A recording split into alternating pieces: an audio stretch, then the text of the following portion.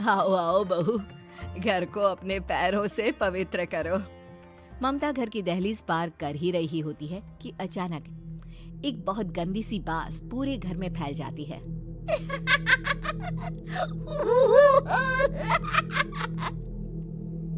ये बदबू और ये आवाजें, ये कौन हंस रहा है माँ? अब ये पड़ोसी ना हमारे थोड़े अलग से है। कहाँ हम शाकाहारी और ये मांस मच्छी खाने वाले। छोड़, तू ध्यान मत दे और गृह प्रवेश कर। और हाँ बहू, अपनी सास की एक बात हमेशा याद रखना, इन पड़ोसियों से तो कभी बात नहीं करेगी। अच्छे लोग नहीं है ये। अपनी सास की ये बात मानेगी ना बेटा? हाँ माँ, जो आपकी मर्जी, मैं उनसे बात नहीं करूंगी। अगले दिन प्रिया अपनी पहली रसोई बनाने रसोई घर में जाती है।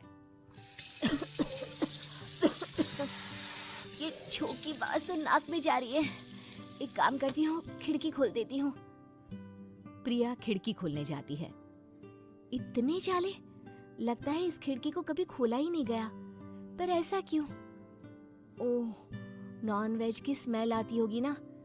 2 मिनट के लिए खोल लेती हूँ, फिर बंद कर दूंगी। प्रिया खिड़की खोलती है। खिड़की खोलते ही उसकी नजर सामने वाले घर की खिड़की पर पड़ती है, जहाँ एक लड़की खड़ी होती है। हाथों में मेहंदी, लाल रंग की साड़ी, बिल्कुल सजी धजी, मानो प्रिया की तरह ही वो भी नई नवेली बहू हो। वो प्रिया को देखकर मुस्कुराती है।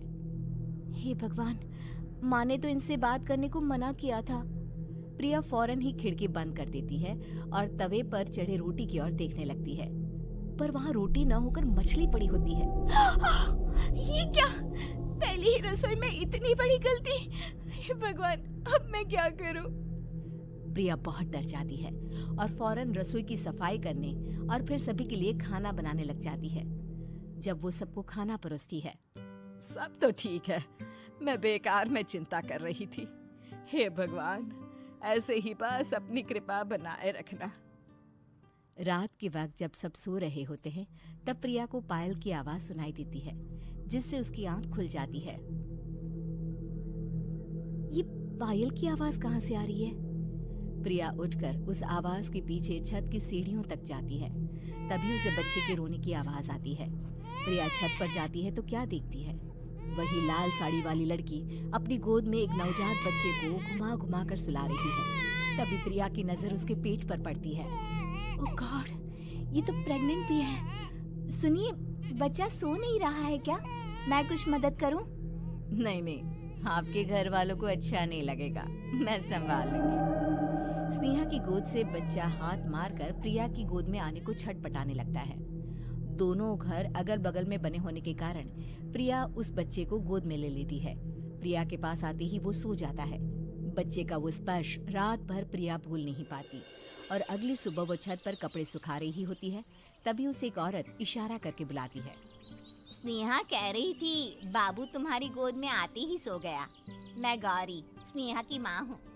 बहू, घर आना, बाबू को खिला भी लेना।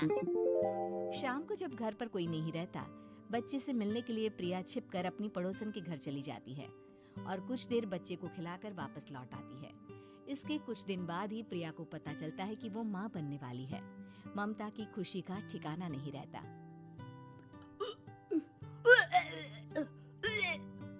माँ जी, पता नहीं क्यों उल्टी आ रही है।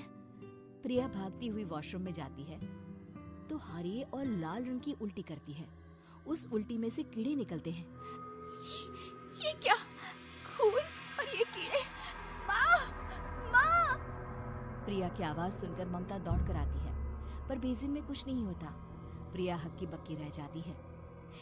ये सब क्या हो रहा है? प्रिया घबरा जाती है और अपने कमरे में जाकर सो जाती है। डर के कारण वो इतनी थक जाती है कि उसकी आंख लग जाती है। तब उसे ऐसा लगता है उसके पेट पर मानो कोई बैठा हुआ हो। कौन हो? प्रिया के पेट पर एक 5 महीने की बच्ची बैठी हुई थी, जो बुरी तरह जली हुई थी। माँ, तुम ही मुझे लाई ना अपने पेट में? मैं तुम्हारी माँ नहीं हूँ। कौन हो तुम? माँ, देखो मैं जल गई बुरी तरह से। 6 महीने पेट में रहने को भी मुझे नहीं मिला। सहला दो ना माँ। बचाओ! ममता दौड़कर कमरे में आती है।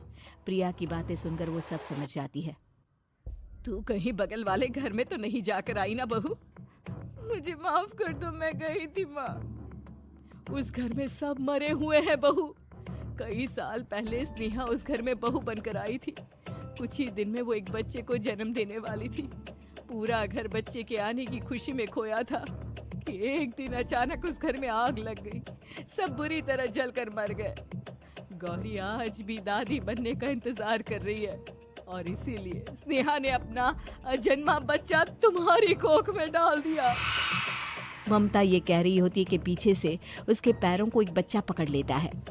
दादी, दादी। माँ, स्नेहा की गोद में यही बच्चा था।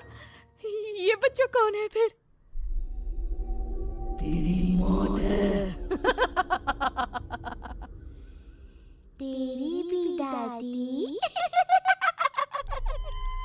जिस चीज का ममता को डर था वही हो गया। ममता निवास के ऊपर मौत ने चादर बिछा दी थी। प्रिया का पेट ऐसे बढ़ जाता है मानो 9 महीने का हो। 2 हाथ उसके पेट से बाहर निकलते हैं। बहू, संतोष को फोन कर, किसी पंडित जी को बुला बहू। प्रिया का पति भागता हुआ घर आता है। ये तो होना ही था माँ। तेरा पाप तेरे सामने आ गया तो तू सह नहीं पा रही है। स्नेहा घर में आग लगी नहीं थी, माँ ने लगाई थी, प्रॉपर्टी की लालच में। और वो बच्चा मेरी पहली पत्नी का बच्चा है, मेरा बेटा, जो कि उस आग की चपेट का शिकार हो गया था। मैंने तुमसे ये सब माँ के कहने पर छुपाया था।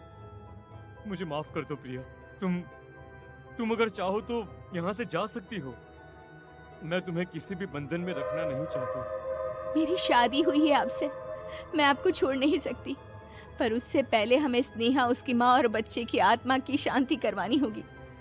संतोष और ममता गौरी के घर जाते हैं। अंदर सब कुछ जला हुआ होता है। जमीन पर जली हुई लाशें बिखरी हुई थी। ममता रो रो कर अपने करने की माफी गौरी से मांगती है। प्रिया स्नेहा के घर वालों का अंतिम संस्कार करवा देती है और ममता निवास फिर से आत्माओं के साए से मुक्त हो जाता है।